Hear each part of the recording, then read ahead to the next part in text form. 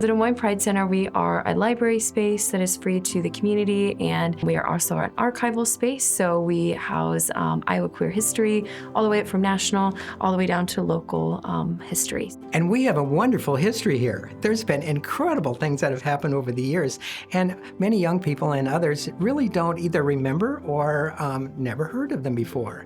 And so it's exciting to be able to tell our story. And our stories are important because our stories mean we exist. Our stories, when they're written down, mean we have laid the groundwork for future generations. My background comes from social work, and so the detriment that can come and the damage that comes from people not feeling that they have a place in this world is horrifying. And I think being able to have, again, this accessible, free ability to just experience the stories and see themselves within those pages, it allows for people to not feel so alone. I love saying our home. When we have a home, it means we have a place in society. We have a place where we belong and a space where we are recognized as being inclusive. Oh, I'm filled with hope all the time. And what really gives me hope is the emergence of young people. It's this generation that makes me so proud because she has come in and she has really transformed the organization. I very much appreciate Rick. I don't think that this organization would exist without you. So I don't know. I wouldn't go that far, but I would. I definitely would.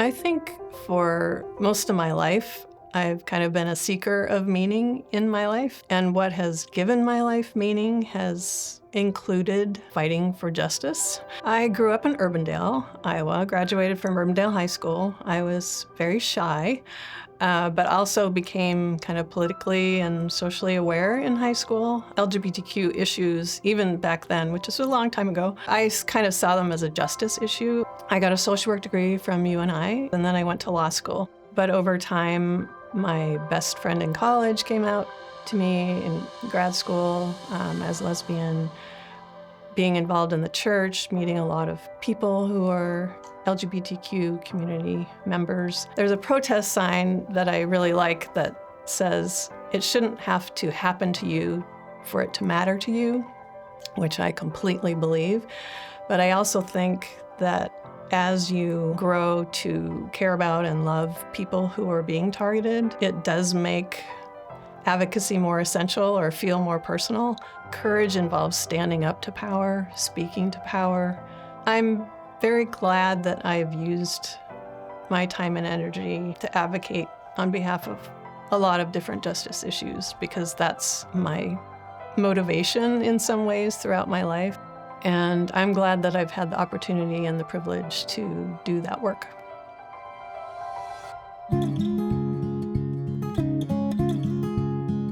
The Workroom is, obviously one of my favorite places, but we are a full restaurant, full bar, full coffee shop. We have roughly 1,000 board games, probably 500 to 700 that are available at a time. If you're all about games, that's great. We can also be a place for coffee with friends, for discussions, for community meetings, for community groups, book clubs, knitting organizations, learning new things.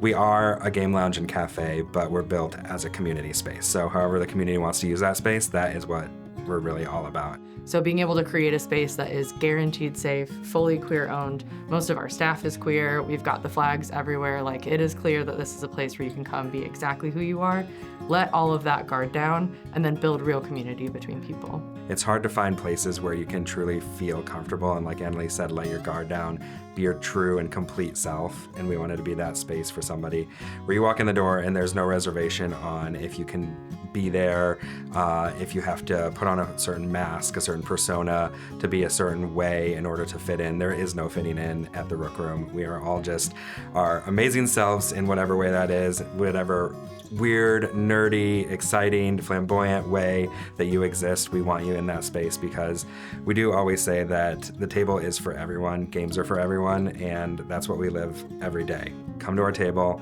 hang out, relax, be your true self.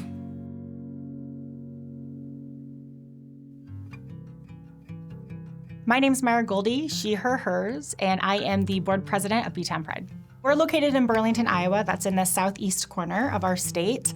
And we are primarily an LGBTQ+ advocacy group, but really we are focused on minority groups of all kinds, and we also just advocate for everyone's freedom to exist the way that they see fit, as long as it doesn't infringe on others. I figured out that I was queer middle school-ish. First off, thought I was an island. There were no pride flags in Mount Pleasant when I was growing up, or if they were hidden. I don't know what the statistics are for not straight individuals, but if you have a town of 100, you're not gonna have that many people who maybe exist in the queer spectrum. And so that's what makes you feel isolated. That's what makes you feel alone. And so it's extra important to find ways to reach out to those people and to validate their experience. By letting people know that, like, yes, you're there, you exist, you matter, regardless if you're the only person there. I mean, that is a resource. I'm very proud of the work that we have done. My team is so full of life and energy and ideas and passion and commitment. I am constantly in awe of the dedication that they show and the ways that they show up for themselves and others. And as someone who grew up in this area, it's like night and day. And it hasn't been that long that I've been gone. Yeah, I couldn't be more proud.